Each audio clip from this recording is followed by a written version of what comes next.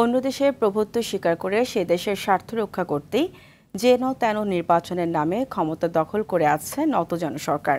এমন অভিযোগ করেছেন বিএনপি মহাসচিব মির্জা ফখরুল ইসলাম আলমগীর।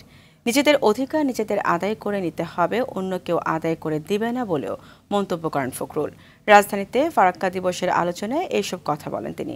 রিপোর্ট করছেন জাহিদ রহমান। জাতীয় প্রেস ক্লাবে ভারতীয় আগ্রাসনের বিরুদ্ধে রুখে দাঁড়াও মাওলানা ভাসানীর ঐতিহাসিক ফারাক্কা লং মার্চ দিবস শীর্ষক আলোচনার আয়োজন করে ভাসানী অনুসারী পরিষদ।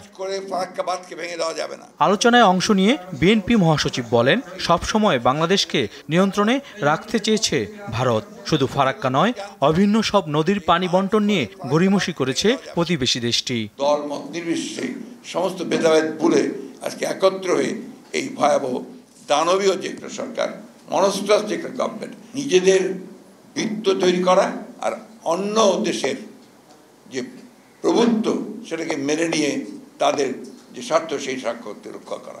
আজকে আমাদের স্বার্থে আমাদেরকে ঐক্যবদ্ধ হতে হবে, আমাদেরকে কেউ করে দিয়ে যাবে না, আমাদেরকে নিজেকে সেটা করতে হবে।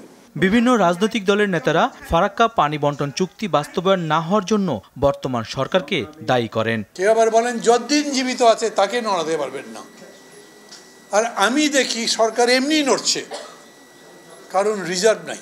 সরকার ভয়াবহ রকম একটা অর্থনৈতিক সংকটে আছে। আগামী 2-3 মাসের মধ্যে বাংলাদেশের রাজনৈতিক দুর্যোগের পাশাপাশি তার অর্থনৈতিক দুর্যোগ সম্ভবত 53-54 বছরের মধ্যে সবচেয়ে ভয়ানক আকারে সেটা হাজির হতে যাচ্ছে। আমাদের নতুন করে আবার আলোড়িত হতে হবে। বাংলাদেশকে রক্ষা করার জন্য, আমাদের সার্বভৌমত্ব রক্ষা করার জন্য আমাদের রাজনৈতিক ব্যবস্থাকে ওই জায়গায় নিয়ে যেতে হবে।